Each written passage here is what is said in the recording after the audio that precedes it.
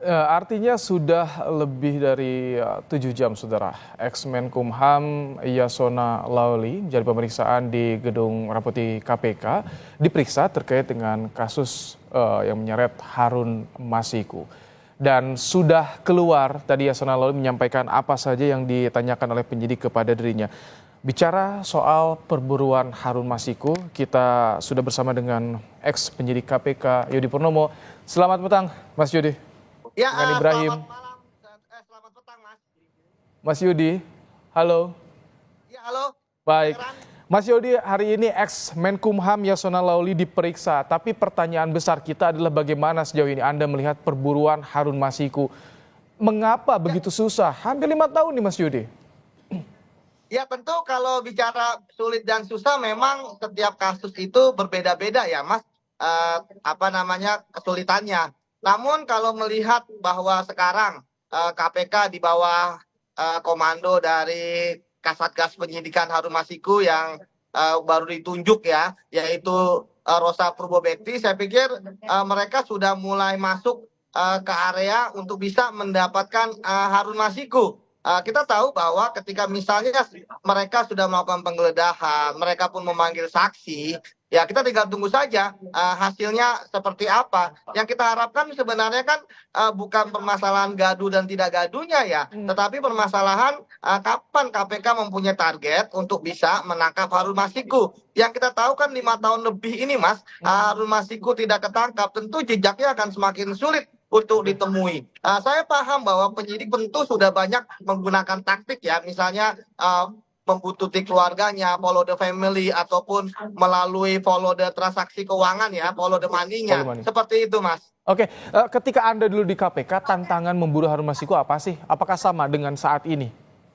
Ya, saya pikir saya ketika itu kan tidak diberikan tugas untuk menangkap Harun Masiku ya, namun sebenarnya pada saat bersamaan tim saya juga mampu kok untuk menangkap ada 4 buronan saat itu ya, dengan berbagai macam kasus yang kita tahu kasusnya adalah besar-besar yang melibatkan konglomerat dan pejabat tinggi di negara ini. Jadi ini yang saya sangat herankan, Mas. Harun Masiku kan kasusnya adalah kasus yang menurut saya agak receh ya. Hanya 600 juta suapnya, kemudian hanya terkait ingin menjadi anggota DPR. Artinya tidak tersangkut dengan kerugian keuangan negara, tapi pun dan Harun Masiku juga bukan orang yang menurut saya adalah orang yang mampu untuk membiayai pelariannya. Ya, yang saya pahami kalau dari biaya pelarian para koruptor, bisa jadi biaya selama 5 tahun itu lebih banyak keluar dibandingkan dengan menyuapnya. Dan kemudian yang paling penting, yang krusial, Mas, sebenarnya kalaupun Harun Masiku keluar, hukumannya pasti ringan lah, hanya 1 tahun atau 2 tahun. Kalau Anda menyebutkan ini adalah kasus receh, tapi begitu sulit KPK untuk bisa memburunya, menangkapnya, apakah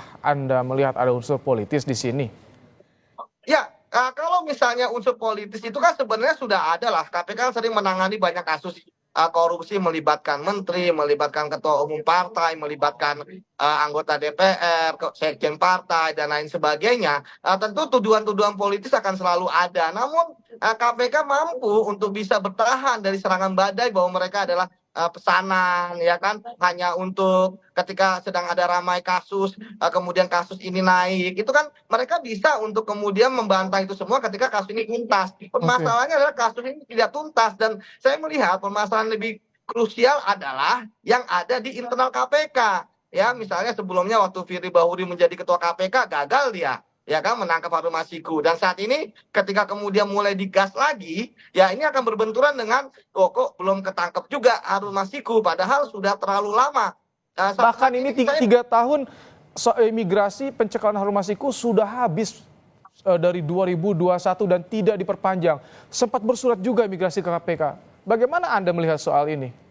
Ya, tentu inilah yang kemudian menurut saya menjadi salah satu dinamika dalam mencari Harun Masiku. Ingat sebelumnya, Mas, KPK juga merilis ya kan foto-foto ya terkait katanya foto Harun Masiku yang baru, ya, yang terbaru. Saya pikir lu ngapain dirilis seperti itu? Kalau misalnya sudah ditemukan jejak, segera saja tangkap. Termasuk wakil ketua KPK, salah satu pimpinannya itu Alexander Mawata mengatakan bahwa dalam waktu seminggu gitu kan akan ketangkap, ya kan, disampaikan ke publik dan kemudian diralat. Ini maksudnya Nah, apa? ini foto tuh dari mana ya? Kok KPK juga artinya bisa mendapatkan informasi detail dengan foto kondisi Harun Masiku seperti itu, dan apakah ini tandanya masih di Jakarta, Mas Yudi?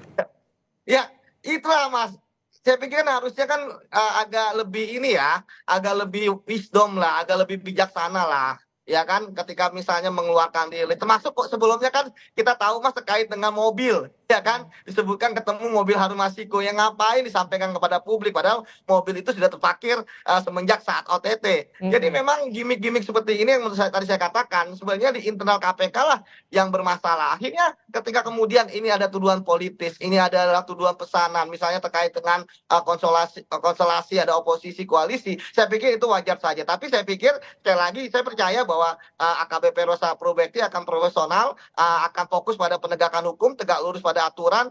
Cuman masalahnya ya ini KPK sedang diburu waktu nih. Ini pimpinan sekarang sudah mau berakhir, yang baru akan akan menjabat. Dan apakah Harun Masiku ini akan ketangkap dalam waktu Jumat ya, kalau nggak salah tanggal 20 akan ada sertijab atau tidak. Kalau tidak, tentu ini akan menjadi beban bagi pimpinan KPK yang baru. Seperti itu, Mas. Baik, Mas Yudi Purnomo, terima kasih untuk waktunya di Breaking News Kompas TV pasca pemeriksaan Yasona Lawli di KPK terkait kasus Harun Masiku. Breaking News Kompas TV kami akhiri.